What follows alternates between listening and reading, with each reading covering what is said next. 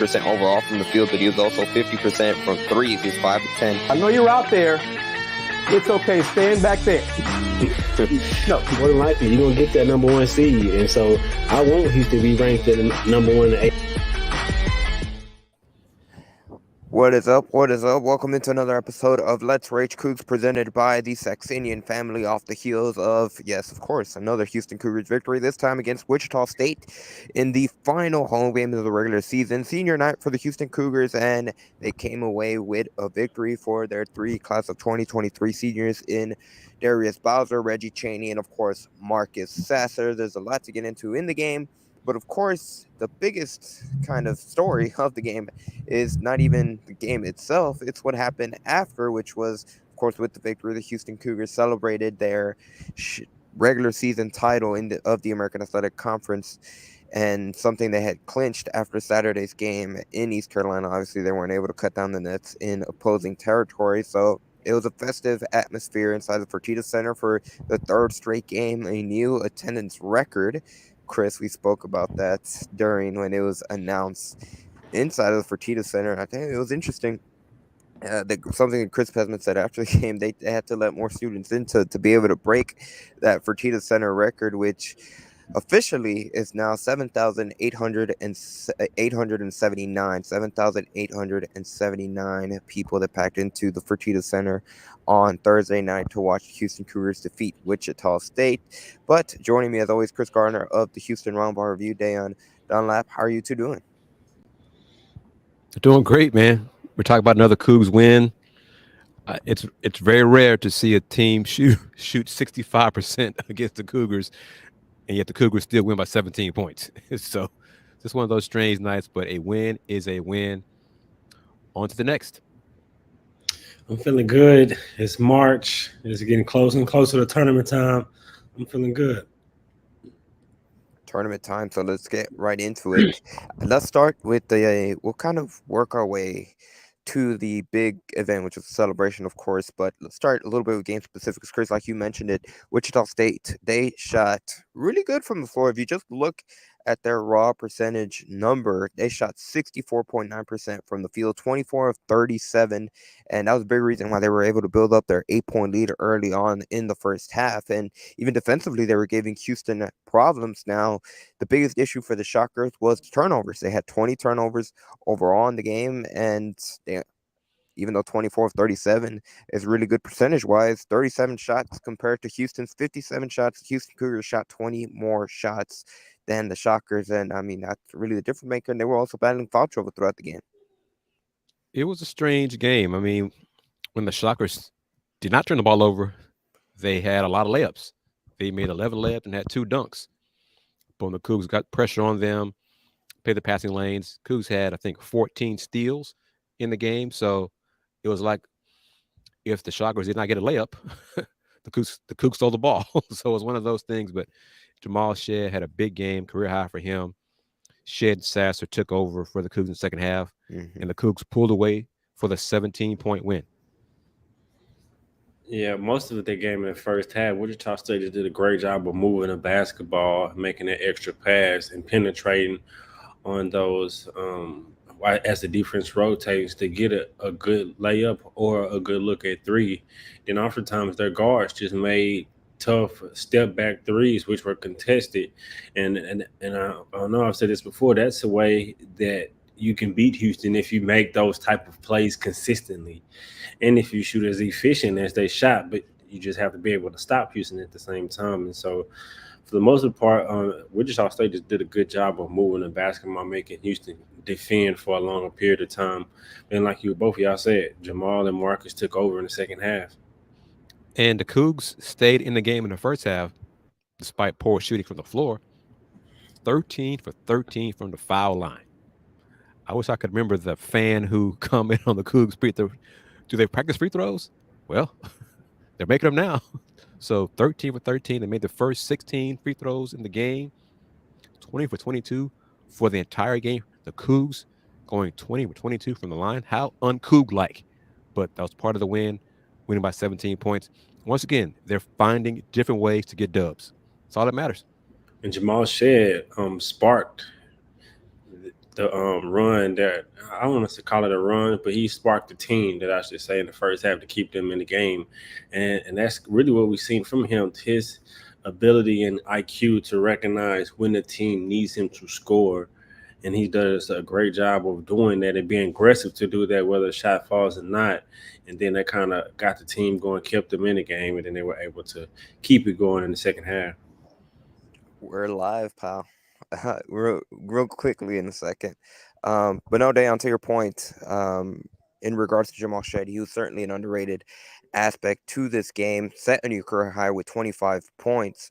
But I think kind of an underrated part to Houston, in particular in the comeback in the second half, was Jarris Walker. And really, Chris, correct me if I'm wrong, I believe it was in the first 3 minutes of that second half when he had 3 offensive rebounds, and it was pivotal in the 2-3 zone that Wichita State was playing in. That it gave Houston fits, but those offensive rebounds really allowed to kind of get Houston some rhythm. And then Jamal Shed and Marcus Sasser, like you guys alluded to, just caught fire. It was good to see Jarris crash the boards. Him not being a senior, he didn't start. Reggie Chaney and Darius Bowser started along with Marcus for tonight's game. So Jarris, I think a lot of guys were just out of rhythm early in the first half, and it took Jarris a while, but he had 4 offensive rebounds, 5 on defensive end. He was a spark defensively. He battled some foul trouble, but he made winning plays. He impacted winning, and that's one thing that Coach Sampson has harped on a lot this season, and we've said a lot during these Let's Rate Cougs shows. Jarris impacted winning. Yeah, he did a good job of crashing the boards, like you're saying. I think not only did they get the team going, they got him going, and he's able to hunt down his shot and make a couple of good moves offensively. And it just made me think about watching the game. I think on any given night, especially going forward, you know that you're going to get production from Marcus, particularly offensively. So it's about which other 2 players on any given night is going to step up and produce on any given game, because there's been times when it's been Jarris, been times when, like tonight, it's been Jamal, or it's been Tremont, or it's been Emmanuel off the bench, or it's been different players. But I think that's something to keep an eye on. But it plays to Houston's benefit because they have the depth and they have the different players to be their second or third player, or potentially even first player as far as offensive production goes in any given game.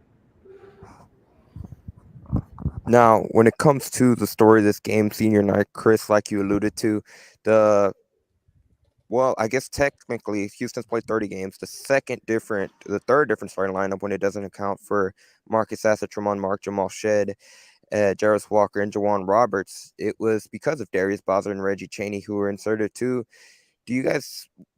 Obviously Darius Bowser hasn't had a lot of run with the program, but obviously a good homage to be able to get all the seniors in there. And it was a bit of an interesting start to the game. I think that really had a lot to do with the kind of weird feel that was to the game. I don't think that lineup was used to playing on the floor together.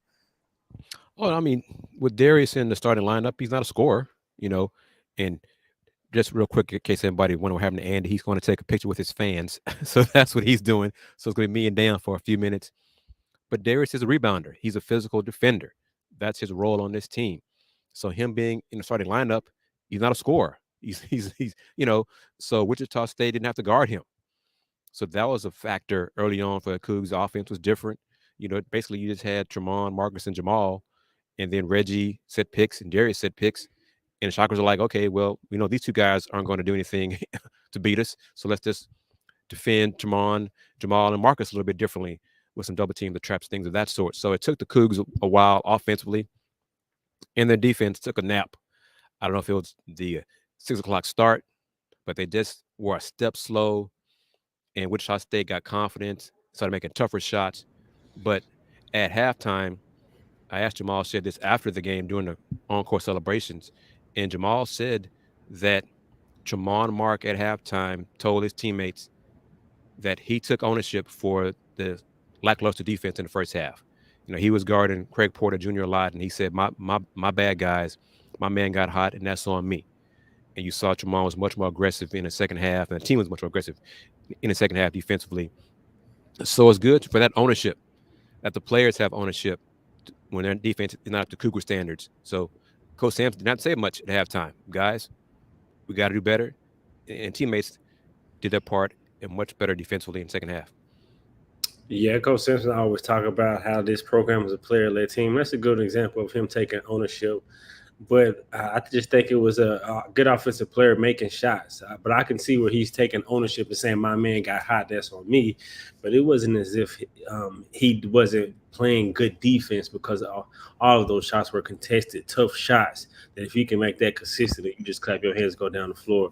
But that's a great point right there, because this team and this program is a selfless program, and they hold each other accountable. And so not surprised to hear him take ownership. It's kind of challenged himself and challenged the team to kind of step it up more on the defensive end. But defensively, I think to start the game, it was just out of sorts, offensively and defensively. I think with Bowser in the game, but once they kind of got their normal lineup in, J1 got in, had a huge instant impact with an offensive rebound and his activity around the rim. And so I think early on it was just a lack of rhythm from, like you said, Andy, not being playing much with that lineup.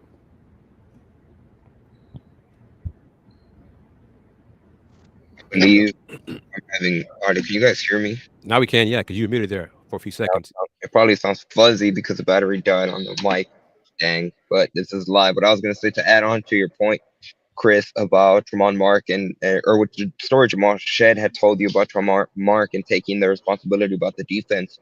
You know, Dan, you hit it right on the head. A lot of the shots that the Shockers just hit in the first half, especially Craig Porter. I mean, they were tough contested shots that, I mean, you just got to congratulate him for being able to hit those shots in particular. But I think, and specifically, Dan, like you said about the selflessness about this team, that's something that's going to be kind of a theme with not just this team overall, but the seniors specifically. That's going to be something that we get into, because, of course, there was the senior night. Now, in regards to Houston and the switch that they were able to do in the second half, from the first half to the second half, I think the biggest thing, it just seemed like Houston, I don't know if for whatever reason, the festivities of senior night, like we mentioned, a different starting lineup, kind of wonky, but I think overall it seemed like Houston was swarming much more. It seemed like they were playing with much more speed, or at least from my perspective, it looked like they were being able to get more steals, tip balls, and that ignited a lot of fast break transition opportunities that Houston were able to capitalize. That was a big change from the first half in the second half.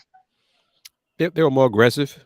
I mean, reason the Cougs stayed in the game in the first half was because they're aggressive and got to the foul line and made free throws. You know, they took advantage of the steals that they forced on the Shockers.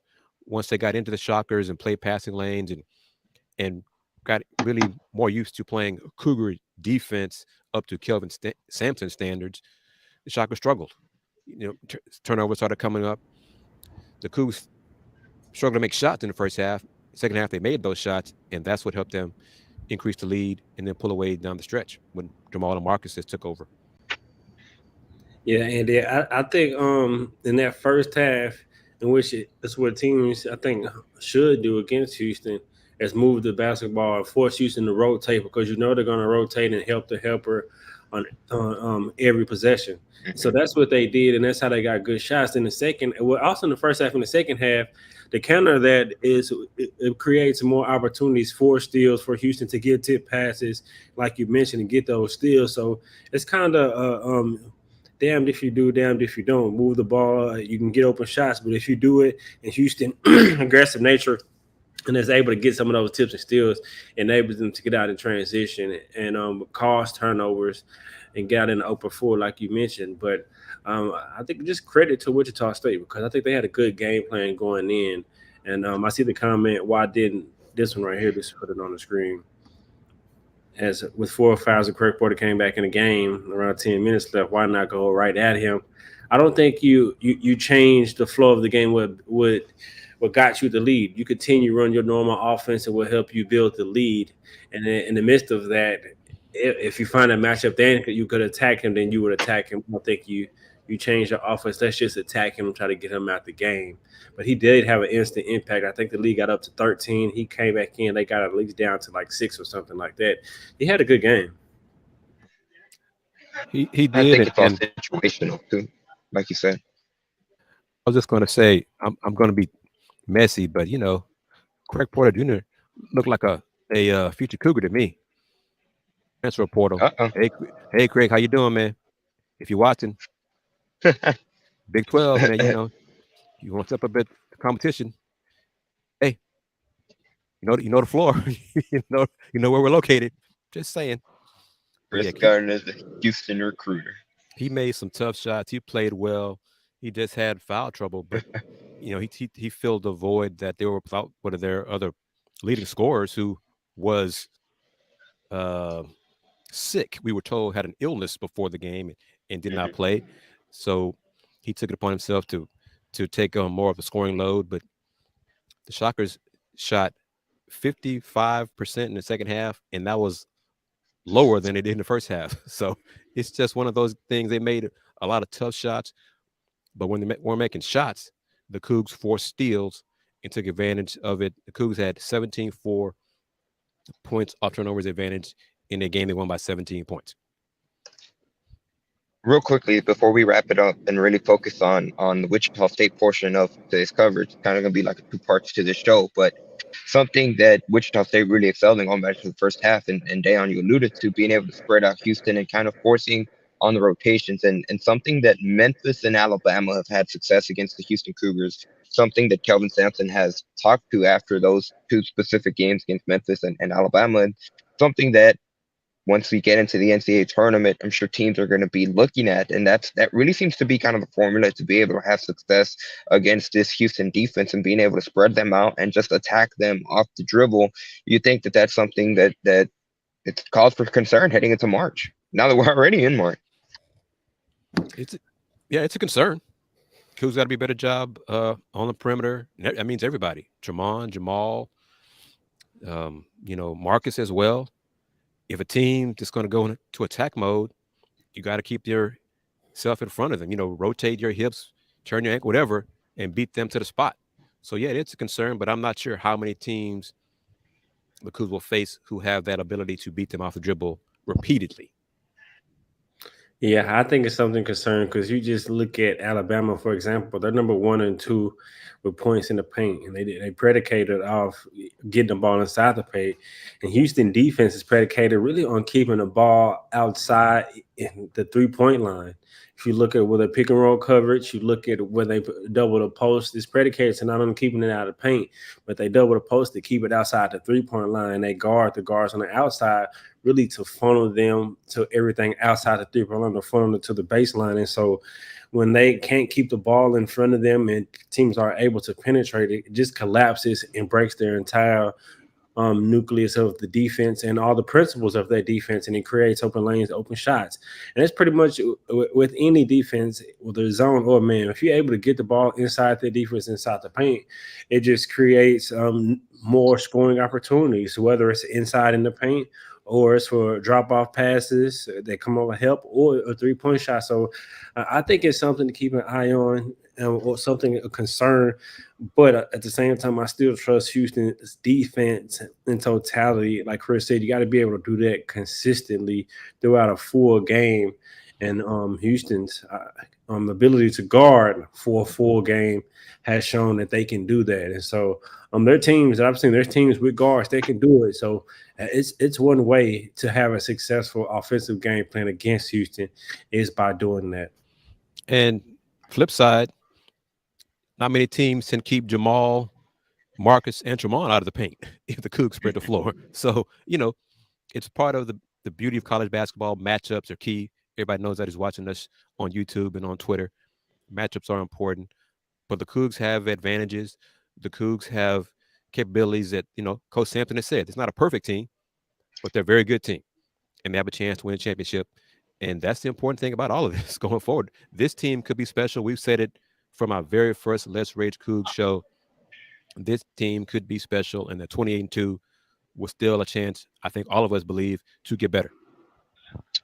And to King George's point, I think it's a great point. Memphis and Alabama, the really where they kind of hurt Houston by spreading them out was getting players in foul trouble and going back to the Alabama game specifically, which Mark fouled out.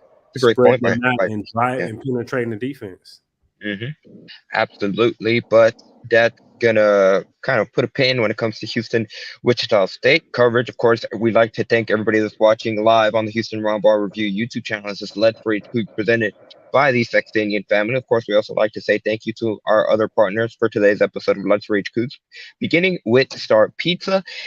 Kelvin Sampson gave away pizza to the students that first walked into the Fertitta Center today. It was free pizza for everyone before the game during senior night, and it was Star Pizza. So once again, if you were not a student, didn't get a chance to have your Star Pizza, you can still be sure to stop by one of their various locations across the Houston area, or be sure to visit them online at starpizza.net, where not only you can check out their menu, but you can also order online, so you can just stop and go. Of course, we also like to say thank you to HOUNIL, the other partner of today's episode of Let's Rage Coogs. But here's JV or Francis and a message that he had on HOUNIL.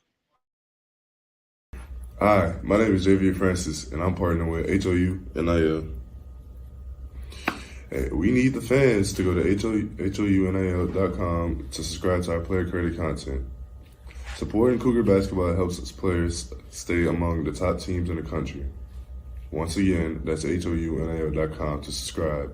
Thank you, and go Cougs.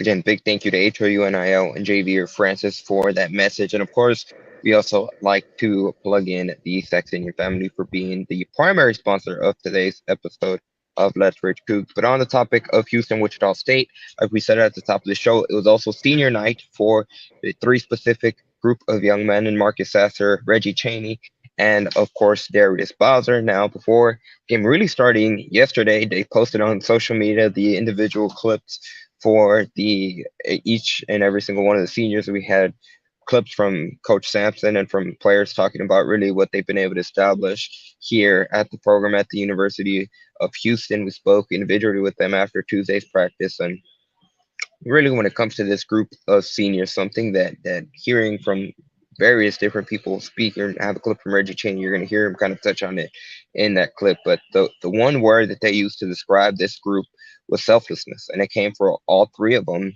We start with Darius Bowser, who, even though we might not have seen him a lot on the court throughout this season, Kelvin Sampson has been really high on the sacrifice that he made whenever he recruited him in this offseason. He was up front with him, something a story that Coach Sampson has told us throughout multiple times in the season.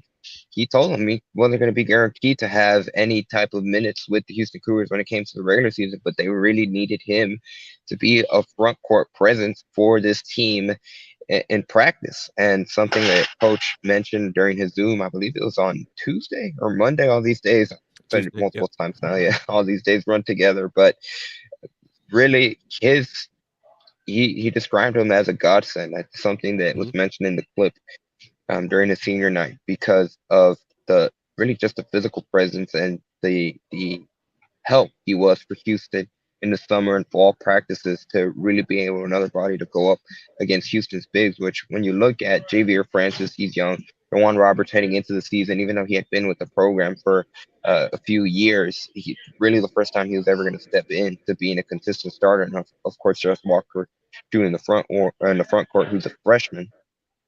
And really, that's really when his invaluable the impact that he made on this team was shown. And then of course we know about Reggie Chaney. We know the story is Chaney played basically all of last year with only one hand, not being able to grip a basketball, not even being able to ball his hand into a fist. And kind of interesting, whenever he transferred over from Arkansas, similar story, he was brought in response to Fabian White's ACL injury, and since then he's kind of adapted and become an identity player for the Houston Cougars. He kind of just is the epitome of what you think of a Kelvin Sampson Houston Cougars program. And when you look at the sacrifices, started in the Final Four team. His role was reduced last season as just a role player coming off the bench, and even this season, not starting. And even at times, Coach Sampson and a few of the assistants have said that he's allowed Javier Francis get more minutes ahead of him because he feels like he needed it, he deserves them. He needs them over minutes that Chaney would play. And then when it comes to the last senior, Marcus Sasser, who in himself he didn't need to come back. He could have very easily headed for the NBA draft, probably been selected, whether it had been in the second round, and no one would have no one would have blamed him for it, with some of the words that Kellen Sampson said after I spoke with him earlier this week. But he chose to come back. It's something that Calvin Sampson said he didn't kind of lean him to go one way. It was a decision that Marcus Sasser made for himself because of the opportunity that they have to be able to win a national championship this season. So, Chris, Dan, I want to toss it over to you guys. What's kind of going broader picture besides just this game? What's kind of been the impact that these group of seniors have left on the Houston Cougars? I want to give shout out to Reggie Chaney. His footwork on defense is really special for the Cougs front court. He's really very impactful on defense on the perimeter. His perimeter defense is a plus. He's got quick feet. His hands, he doesn't really need them, both hands, but he's able to deflect passes. He had a good steal when he had a front. He was fronting the post this evening and tried to lob it over him, and he just reached up and stole the ball. So Reggie's defense overall, it's not just rebounding, his perimeter defense has been a help when the Cougs have kind of had issues and Coach Sampson wanted to go to all defensive lineup. So salute to him and just accepting his role. He came to Houston. He wasn't a big-time scorer. He's a physical defender, rebounder. But to see his defense on the perimeter this season has been a big positive for the team. Yeah, I think the senior group, starting with Marcus, of course, has had a tremendous impact on the program. I think he's going to be the winningest player of the program. And so there's no words to describe the impact that he's had since his freshman season all the way up until now, and what he's going to continue to have as the season goes on. Reggie's impact has been tremendous, coming from when he got here in the Final Four run all the way up until now. I don't need to reiterate some of the things that you mentioned. And they also could check the interview with you and Kellen Sampson when he goes in depth about all the seniors. And so Darius, I'm sure, like Coach Sampson and Kellen Sampson mentioned, has impacted the team in practice and doing utility things that fans don't get a privilege of seeing. So definitely starting with Marcus, leading with Marcus, he definitely has had a huge impact on the program. And I want to say this, showing my age. Sasser, the Sasser name is huge in the state of Texas, but seeing his uncles, saw Jason Sasser this evening inside the building. Jason Sasser gave Coug fans nightmares at Texas Tech. And so to see a Sasser come to Houston and shine and excel in the Houston program coming from Dallas, that was a big deal. Coach Sampson touched on it. Marcus coming from Red Oak, the Dallas area, and to come to play for Houston was another positive for the Houston program, getting a talented player, a Sasser name coming to Houston. That's a big deal for the program. Not only a Sasser name, but something that Coach Sampson has talked about multiple times throughout, not just this season, but throughout his entire time here. He was a player that didn't even necessarily have when he looked to recruits, the 3-star recruit coming out of high school, but they had a vision for Marcus Sasser and they believed in him, and it's paid off wonders for him. But on the topic of seniors, check out what senior big man Reggie Chaney had to say following Houston's victory over Wichita State. Reggie, I'll start with your senior night. I mean, now that you've gotten past it, can you put into words what that experience was for you? What it was like for you, being able to experience all of it now? Just the experience I went through, man, it's been a ride, man. It's like Final Four, Elite Eight, man. It's been a journey. I'm never gonna forget coming here and making a big decision to come here and committing here, man. I'm glad I did it. It's the best thing that ever happened to me, for sure. Getting to cut down the nets again. I know y'all clinched on Saturday, but officially to be able to do this ceremony, does it ever get old to get to cut down nets? No, never. I love it. It never gets old, man. It's definitely an experience every time, for sure. Can you put that into words, what it's like climbing up the ladder and being able to get your own piece of it? Yeah, for sure. It's memorable, man. So I cherish those moments, for sure. Tuesday, whatever the heck it was after practice, you said your favorite memory was when Fabian White was the most winningest player. Marcus Sasser just tied him. Yeah. Would you say those moments are tied now? Or? Yeah, most definitely. Both of those moments are tied just because when I first came in, they seen the work they put in, and me, I jumped on their wagon. They already had something going, so I had to join them. So I admire that. So yeah, both of them are definitely the same. sure. Your class, you, Darius, and Marcus, if you could describe your guys, the class of 2023 seniors, what's kind of the legacy you feel like you guys as a group have left on this team? Selflessness and I think we toughness. Selflessness and toughness. I think each three of us represent selflessness and toughness in a way. Reggie, y'all don't lose very much, but even, while winning, you'll talk about how y'all can play better. Do you feel like you're starting to get into that groove, that stretch where you want to be, heading into postseason? No, yeah, for sure, man.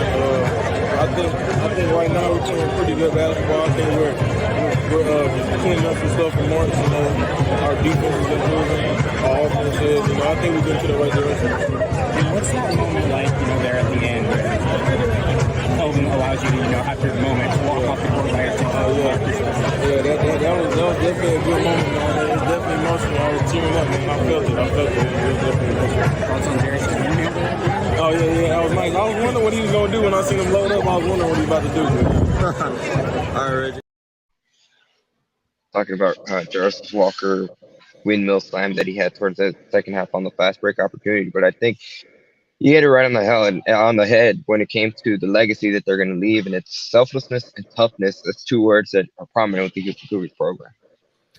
Yep, indeed. And I want to say this. I answered Rusty's question. I reached out to the Shockers beat writer Taylor Eldridge to confirm it.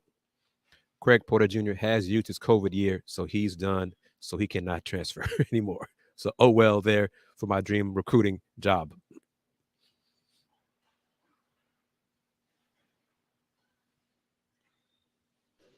Stop getting muted, but no, Justin, going back to, first of all, Kris as the recruiter, that puts an end to your recruiting trail. But when it comes to here, Chaney, whether it was what he said about what the legacy would be like of the seniors, just overall discussing about, obviously it's never going to get old, being able to climb up that ladder and being able to cut down a net. And in many ways, it's step one of what potentially could be three more cutting down of the nets with the postseason conference title, the whatever regional they are, then the big one, the final. And all the players said that. I asked Jamal, Tremont, Ramon. It never gets old. Winning never gets old. We've heard Coach Sampson say that. Coach Kelvin and Coach Kellen have said that winning never gets old. And that's it's another example of how far this program has gone. 4 conference championships in 5 years, cutting down nets. This is one of their goals to win the conference championship, but they have other goals and they still have more work to do. And let's see if they continue to do it. And Andy, if they have a chance to cut down 3 more nets, we know what that means. That's outstanding, man. Dream season continues and would end with the ultimate prize at NRG Stadium of all places. Yeah, now the program expects to win. They expect to cut down nets. That's the expectation, and that goes back into how far the program has come. And that, Dan, I'm glad you said that. About they expect to win, and that's the difference between.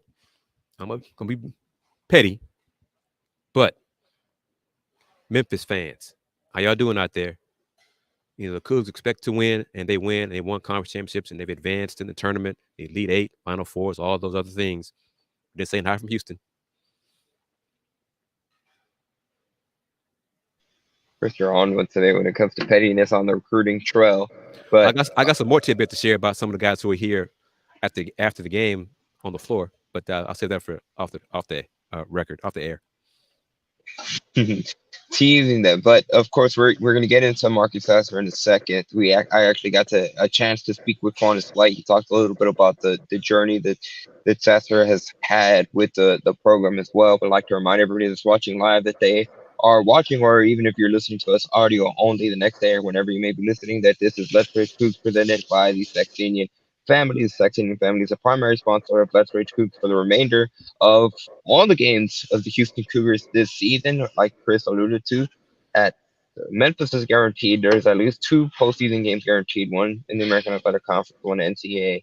At most, there are still 10 more games left, which would culminate in that April 3rd game come Monday at NRG Stadium. But of course, we want to say thank you for the Saxenian Family being the primary sponsor and being the season-long supporter of Let's Rage Coogs. And of course, we also like to say thank you to our other partners, beginning with Star Pizza. Like I alluded to, they were the free pizza that Coach Sampson gave away to all students before Houston's game against Wichita State. And Star Pizza is one of our partners for today's episode of Let's Reach Coogs with multiple locations across the Houston area. Be sure to visit them online at starpizza.net, where not only you can check out their online menu, but of course you can also order online. So you can just stop by and pick up your pizza on the way home. And of course, we also like to say thank you to HOUNIL, which, by the way, side note, big shout out to HOUNIL for the name, image, and likeness deals that they gave the student managers that broke earlier today on Thursday that we're recording this. That's a pretty cool gesture that they had to the Houston Cougar men's basketball student managers who do a lot for the program that kind of similar to Darius Bother we don't necessarily get to see up close when it comes to the spotlight, but they do it behind the scenes at every practice, even not in practice. Hi, my name is Javier Francis, and I'm partnering with HOUNIL. Hey, we need the fans to go to HOUNIL.com to subscribe to our player credit content. Supporting Cougar basketball helps its players stay among the top teams in the country. Once again, that's HOUNIL.com to subscribe. Thank you, and go Coogs.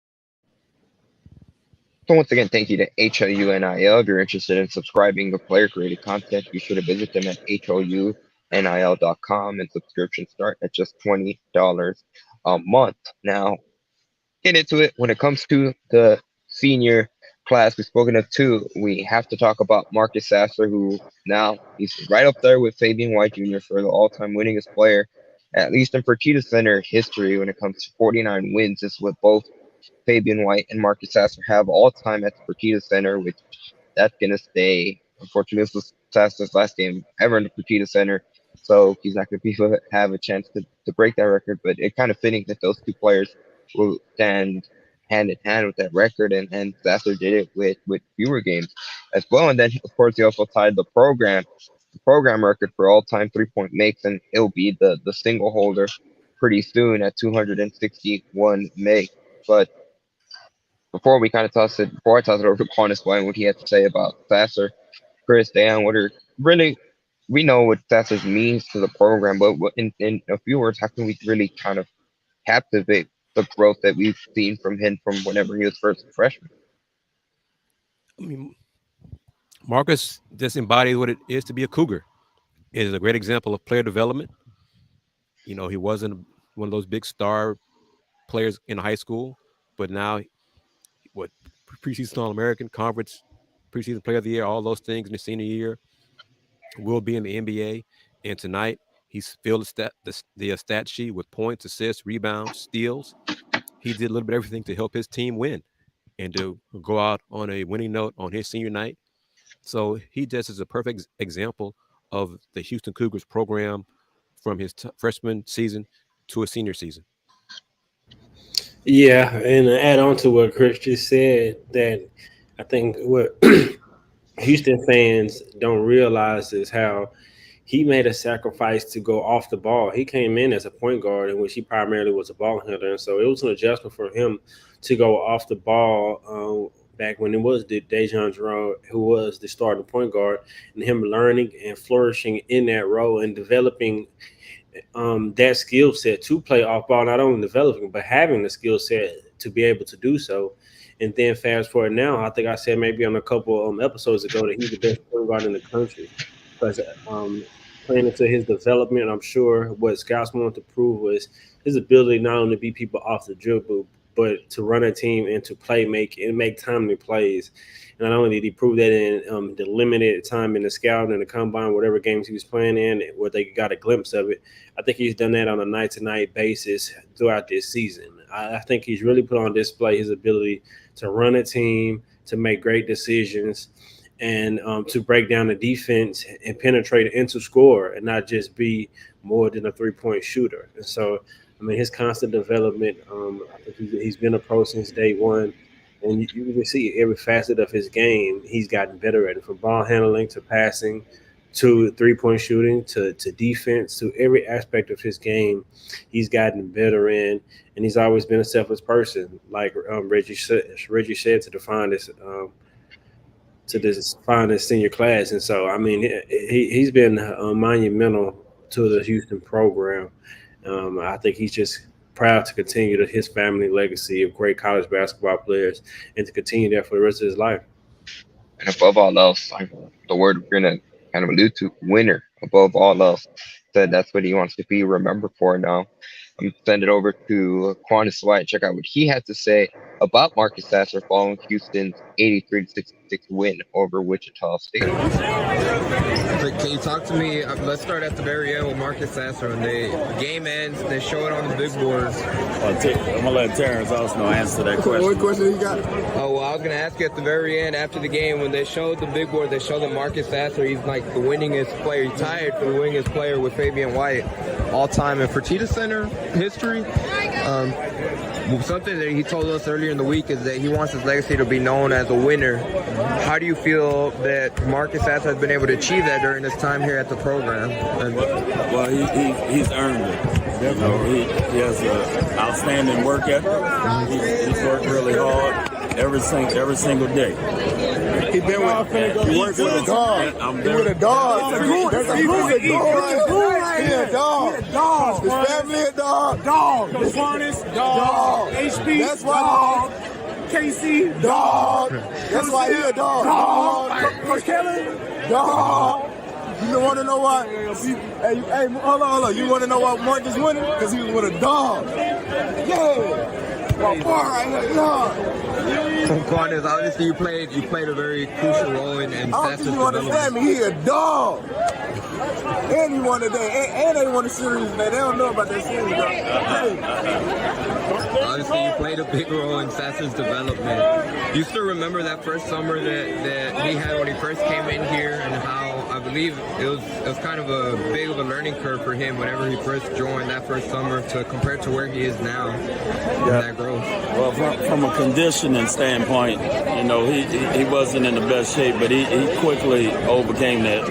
Marcus has, you know, great family. He has two uncles that play professionally, that's been through the ropes, and so, you know, he grew up with a family background where, you know, they were very talented basketball players, and so they instilled, you know, everything in him that he needed. You know, it was just the conditioning at first, but Marcus, high character kid. He worked really, really, really hard every single day, and everything that he earned, you know, he's worked for it. Yeah, something along the lines of what you just said that Coach Kennan said, like something where he separated himself was that work ethic. That, I mean, he just had a passion for the game of basketball even early on as a freshman.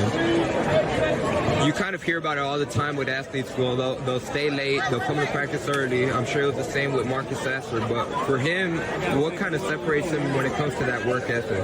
Yeah, it's what you just said. You know, staying in the gym when nobody's in the gym. He's never missed a day of practice, or after practice was over, he was always the last one to leave, you know, the court. Right. So he's always worked on his game, whether it was shooting, you know, working on his floaters, you know, getting to the rim.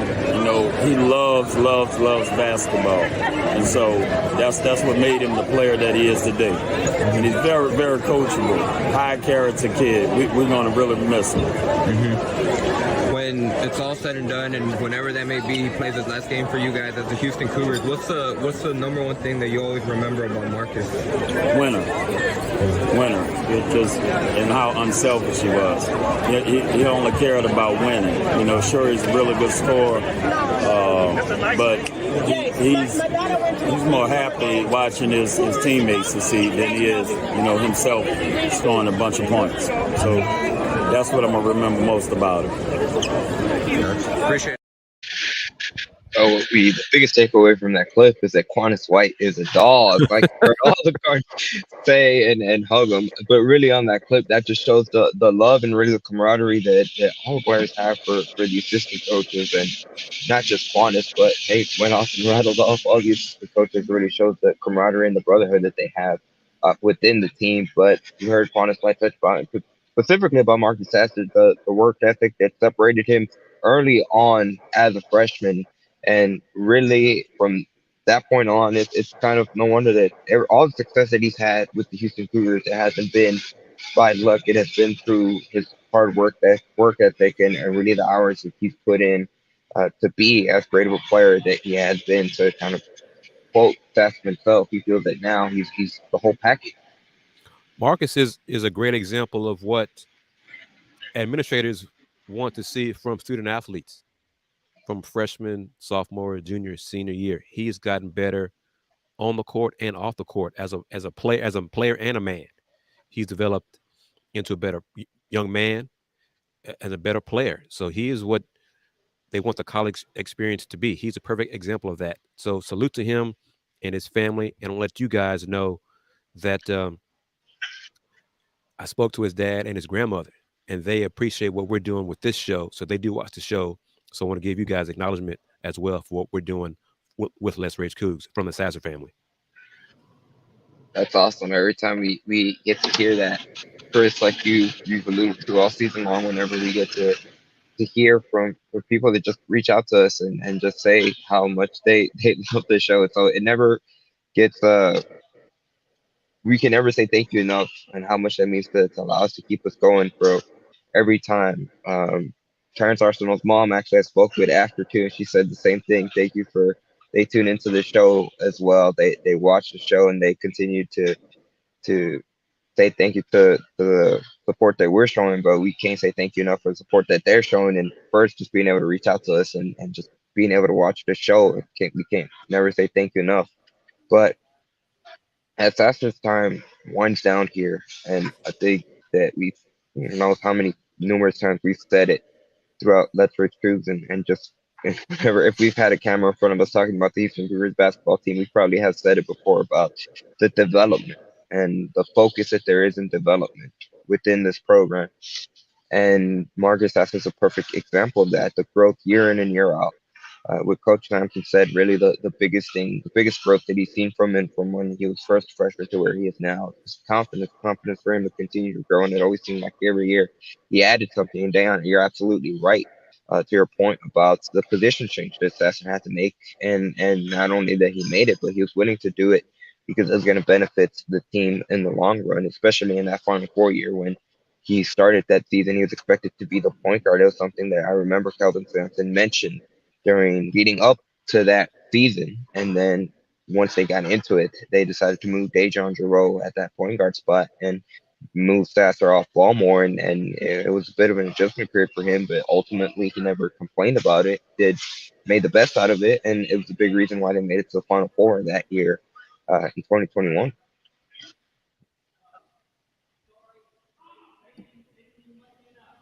Yeah, for sure.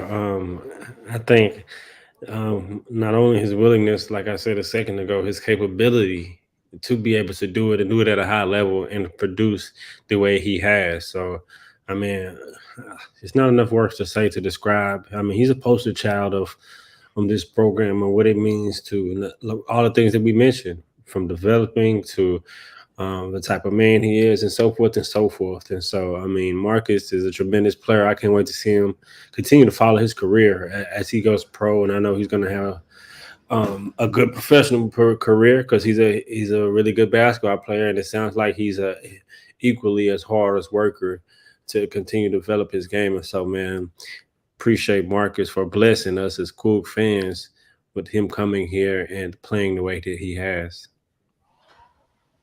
And he came back, as Andy said earlier in the show, he came back because he believed that this season could be special. This team could be special.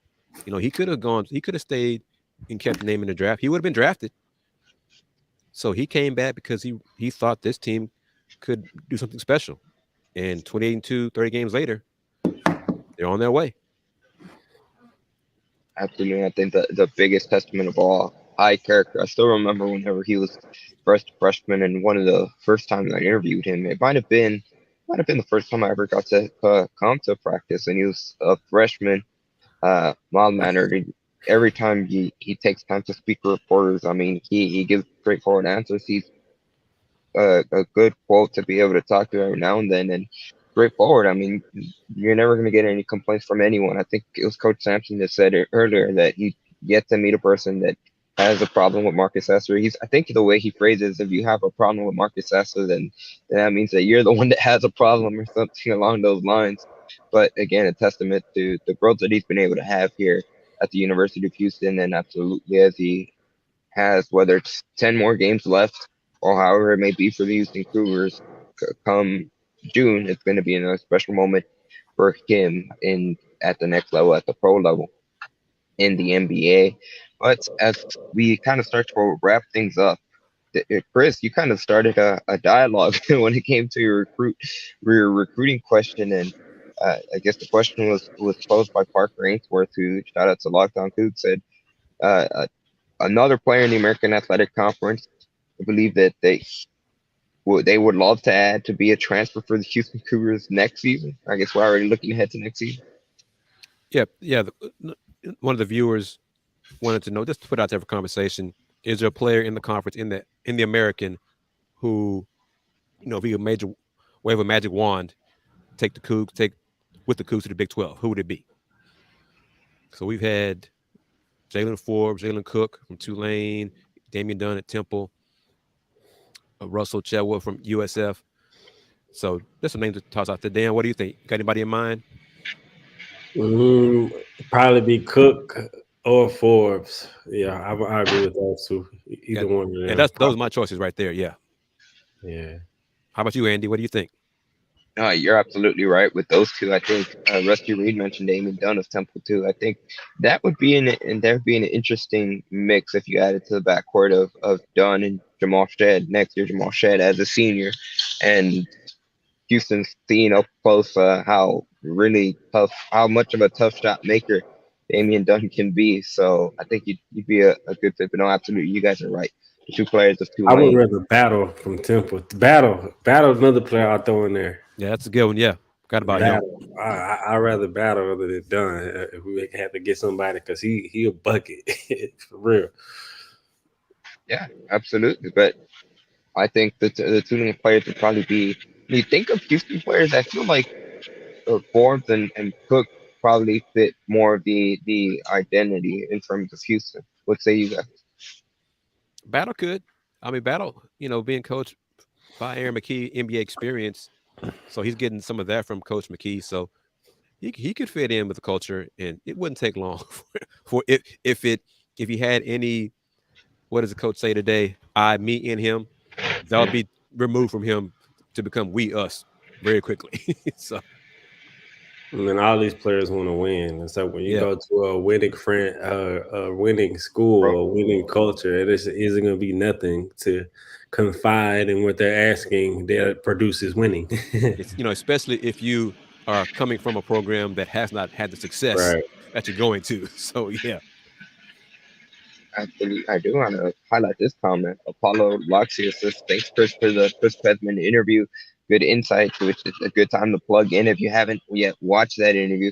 Chris Pedman, you got to interview Chris Pedman one-on-one on the Houston Roundball Review YouTube channel. Be sure to first hit subscribe on the Houston Roundball Review YouTube channel, but also, of course, check it out in his videos later, video archive. We had a good conversation. We spoke about various different topics. I think the biggest one that stood out to me is about the football development facility, which I don't know, they don't want to say delayed, but they've been pushed back after really some initial costs that turned out to be much higher than they expected. And a lot of it, I mean, and it's not just exclusive to Houston athletics, but when you look at a lot of businesses, supply chain stuff like that really caused the demand and prices of stuff to soar. It's an interesting conversation. So I'll make sure to check that out on the Houston Roundball Review YouTube channel. Yeah, go ahead. No, yeah, thanks Apollo for the compliment, and I've received a lot of positive feedback for the interview with Chris Pedman, and salute to him for agreeing to do it. And what you guys know as well, Chris Pedman mentioned that he has watched what we do as well on these shows. So we're growing. The audience is growing. So it's a positive for us on Let's Rage Cougs and the Houston Roundball Review and Paulson and Majama. Onward and upward as the Cougs round out this season and get ready for life in the Big 12. And I'm going to try to hold Chris Pedman accountable for some of the things that he said he was going to do in terms of the fan experience at TDECU Stadium to make those improvements. So let's see him put those words into practice, in action. One of the other things they'll promise, because on the court too, I got a chance to speak with him as well. They're gonna have upgrades to second row. The second floor has got to be Lewis in the locker room once the summer comes for both of the basketball programs. Once the off season comes for both of the basketball programs, they're gonna obviously the guy be Lewis development facilities for both men's and women's basketball teams. So upgrades all around for the Houston Athletics Department with Chris Pesman in charge. But as we wrap things up on this final home edition of Let's Rage Cougs from inside the Fertitta Center. The last time we're gonna have the Fertitta Center in the background for one of our shows this season. Just one game in the regular season left from a standing standpoint, from a standing standpoint, doesn't mean anything for the Houston Cougars. When you look at it from the big picture and the national perspective, it's an opportunity to get a good quad one win for the Cougars, and really a quad one win that would come in really handy in and with the Alabama Crimson Tide and Kansas Jayhawks that seem to just be finding ways to tack on wins, even though it might look like they're flirting with losing, but that they're being able to make enough plays to be able to come out with victory. Yeah, Sunday's game against Memphis at Memphis will be big for both teams. The Cougs want to ruin Memphis' senior day. Memphis wants to be the first team to beat Houston away from Houston, because I think the Cougs are undefeated in that manner. Mm-hmm. The Tigers want to try to improve their chances of getting an at-large bid, and plus, this byline, it's a rivalry. Memphis doesn't like Houston. Houston doesn't like Memphis. Fans feel the same way. All those kind of things. The game is a little early, 11 a.m. tip-off on Sunday. But Andy, you're going to be there, right? Yes, sir. I will be in Memphis at the FedEx Forum. I've been there once before, so I'm excited. It's always cool to be able to go to an NBA venue for a college basketball game. So Andy will be on site for Let's Rage Cougs Sunday afternoon. So I'm just looking forward to the game. Hope it's competitive. I believe it's going to be a competitive. Hope it's not too many fouls called early and refs take over the game early and those kind of things. But looking forward to the matchup. I'm looking forward to the matchup with Kendrick Davis in the guard play, whether it's Jamal or Marcus guarding them, and also the front court matchup with whoever's going to guard DeAndre Williams. I mean, I want to see how we guard those two players. I'm expecting a really good game. And like you said, a rivalry game, it always seems like there's an extra added emphasis when these two programs meet. And again, even though from a standing standpoint, not much will change from a Houston perspective, but it does mean a lot for both programs in the bigger picture things, as both teams are trying to secure different seeding spots when it comes to the NCAA tournament. Of course, Memphis trying to be able to pick up the quad one win to build its tournament resume. Houston trying to able to get that quad one win to be the number one overall seed, or improve its chances at being the number one overall seed in the NCAA tournament. And Chris, you highlighted King Jaja's comment. That's an interesting question. A more impressive resume, Coach Cal at Memphis or Coach Sampson here at Houston in 9 years he's been here? I'm going to say Coach Kelvin at Houston because of how far and how much work needs to be done. Memphis basketball, college basketball, was not as bad as Houston college basketball was when Cal got there. You know, they had some recent success. So I'm going to say Coach Sampson has done more with less at Houston than Cal did at Memphis. I'm going to go with Cal at Memphis because he got to a title game.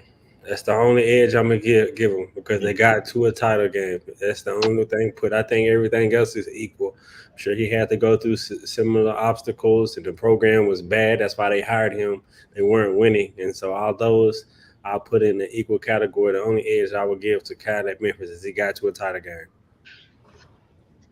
That's a great kind of tiebreaker to be able to separate them. But Chris, I'm agree with you. I think you have to go with Coach Sampson, and really the fall from grace that the program had seen from the 80s. We know the story now, and kind of Kelvin Sampson spoke about it actually on the court after the game too. He said whenever he first saw where the program was at, I think he described it, I don't know if I'm just misremembering, but he said it pissed him off how he had seen where the program was and the apathy that it was for the program. And before he took over, he made sure that they were going to invest in him and in the program. He said, "Look, people will tell me, Coach, are you going to win the national championship this year with the resources they had when he first took over the program?" And you know how Coach Sampson always finds ways to be able to put it into words. He didn't use profanity, but he wanted to. He was like, "Are you kidding me? Win? There's nothing here for us to win with. We have to invest in this program." He was very fired up, and he's very passionate about how it used to be. So, that story of how things were, the apathy from the administration needed to change, and Coach Sampson helped change that. And now look at sold out crowds, breaking records, 3 home games in a row, waiting lists for tickets, renovating the second floor in a facility that's not 10 years old. So they're keeping up with the bigger time programs. It's great to see how far the administration has come to help the basketball program shine on a national level. Absolutely. As we wrap things up, that's going to do it for today's episode of Let's Rage Coogs, presented by the Saxenian Family. Of course, the final score once again from inside of Fertitta Center for the final time this season. The number 1 Houston Cougars come away with the victory, 83-66 over the Wichita State Shockers. When it comes to the Houston Cougars, it was Jamal Shedd that led the team in scoring with 25 points, which was a new career high from him. It broke the 19 points. It was his previous career high that was set last season in the NCAA tournament against Arizona. He also had 3 rebounds in Houston's win. Marcus Sasser had 24 points. He had 4 assists and 3 rebounds in his final home game with the Houston Cougars. And Jarvis Walker as well had 11 points and 9 rebounds in Houston's victory over Wichita his final State. game in Fertitta Center as well. In his final game at Fertitta Center as well. We'll put potential. Chris, you're absolutely right when it comes to his final game as well. But Dan, I'm gonna go to you first. Where can people find you on social media, and of course, any final takeaways from this game? You can find me on all social media at Dayon Dunlap, on Twitter and Instagram, Facebook as well. Final takeaways is Houston. Just continuing to put on display why they're the number 1 team in the country. I'm glad it's March. Can't wait to see the conference tournament first, and then, of course, the NCAA tournament. Love the way this team is trending. Love Coach Sampson. I think he deserves National Coach of the Year this year. Hopefully this year that they'll finally give him the award. It's ironic you say that, Dayon, because I think I was on another show earlier this week, and the panel said Coach Sampson for National Coach of the Year, and I didn't. And when they said, I was like, yeah, why not? That makes sense for Coach Sam to be National Coach of the Year. He should get some consideration for that, in addition to Jerome Chan from Kansas State. But the takeaways on this game, Jamal Shedd and Marcus Sasser came through and carried the team to the victory. The Shockers made tough shots in the first half, especially shooting 72% from the floor. Cooled off a little bit, and that cooling off, plus the Cougs' defense and forcing turnovers, and Shedd and Sasser, all those things contributed to the Cougs winning by 17 points, improving their record 28-2 overall and 16-1 in the American. Looking forward to Sunday's game at Memphis. According to Apollo and King Jaja, that the announcers are mentioned in the game, the SMU Memphis game tonight, how much the Tigers players looking forward to Sunday's game. Good, as they should. It's a rivalry game. It's senior day for Memphis. It's probably the rivalry in the conference. The last regular season matchup between Houston and Memphis for a while. So it's going to be heated. A lot of emotions in the game. And I don't know if it's going to be one of those whiteouts at FedEx Forum. Andy will be there for the game. We're looking forward to it. We're going to talk about it. Should be a great matchup. And it could be one of 2 matchups that Houston and Memphis have in the next, 8 days if the teams meet in the conference championship on Sunday, March 12th as well. Looking forward to all of those things. But follow me on Twitter at the HR Review, HoustonRoundBallReview.com, Houston Roundball Review on YouTube. Thanks again to everybody for supporting us and watching these shows. Andy, you forgot to do it, man. So we got to do it. I'll do it if I can pull it up. Got to talk about the merch. If you I had it clipped up. I had it queued up. Don't worry, Chris. Okay. I have not. you take care of that then. So just Real quickly, then, of course, people can find me on Twitter at @aonis_5. But Kris, of course, I did not forget because, of course, we got to plug in our own merch, Kris. Absolutely, we're always going to plug in the Let's Rage Coogs merch. And a big shout out to Sparkle Glass Cleaner for sharing the site, the bonfire.com/store/Let's Rage Coogs shop for those that are not watching us on the video portion of it on the Houston Round Bar Review YouTube channel. But of course, we have the Let's Rage Coogs merch, 2 different lines, beginning with the Let's Rage line, which, as you see here on the screen, it is the font of Let's Rage with this gnarly cougar staring right in front of you, the Let's Rage Coogs logo, of course. And then when you look at the back, it says Let's Rage Coogs, the unofficial Houston post game show streaming on YouTube. It comes in multiple different sizes from extra small to 4XL. So there's a wide variety in sizes that will fit whichever is best for you. And then, of course, it's also available in a hoodie. Both different lines are available in a t-shirt and hoodie form. Of course, our other line is the There Will Be Rage line as well. When it comes to our merch, it's a different cougar. And I mean, man, I always say thank you to the people that designed it, because the cougars look fierce and they look absolutely kind of intimidating if you got to see them in the wild. But of course, the back says Let's Rage Coogs, the unofficial Houston post-game show as well. And it's just one of many ways to be able to show support to the show. And like I mentioned earlier in the show, we can never say thank you enough to, first of all, everyone that takes the time out of your days, whenever it may be, whether you're watching us live, if you're watching back, if you're playing back audio only. We don't care how you kind of entertain or not how you entertain, how you watch Let's Rage Groups, but we do care that you support us, because it means there's no many ways I could say it, that it means so much that you guys take the time out of your days to make Let's Rage Groups a part of your day, and onward and upward, as Kris always says, because we have one more regular season game, and then we have the American Athletic Conference postseason tournament and the NCAA tournament. And I'm going to be cooking something up for that first conference show, because it will be the 1-year anniversary of Let's Rage Coogs. It's hard to believe that it's already be 1 year, and really a show that started out of Twitter Spaces.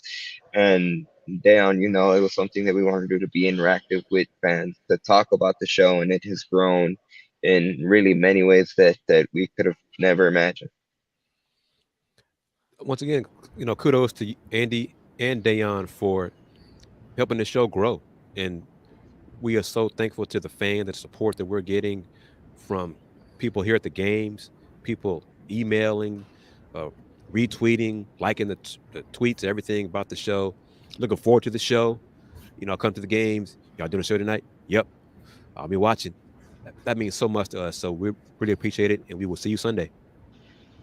Just to add on to the story, we're walking around the court trying to get player interviews, and there are some people that would stop and say, "Hey, you're going to do a show like you do to Kris," and they just said thanks. So thank you to every single one of you guys, times 1,000. We can never say thank you enough. But once again, the final score: Houston victorious from one final time for the 2022-23 regular season inside the Fertitta Center. As you can see in the background, there might be an extra banner by the time we're back inside the Fertitta Center. But we'll knock on wood, try to not jinx it. As always, Dan, you get the final word. Let's Rage, Coogs.